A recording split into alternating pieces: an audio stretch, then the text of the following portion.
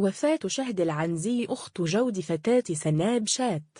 سبب وفاة شهد العنزي بالسعودية. وفاة شهد العنزي أخت جود في الساعات المتأخرة من أمس الجمعة بأحد مستشفيات المملكة، وقت ضجة مواقع التواصل الاجتماعي ببرقيات التعازي والحزن على وفاة الفتاة. تابع التقرير للتعرف على من هي شهد العنزي أخت جود وسبب وفاة شهد العنزي.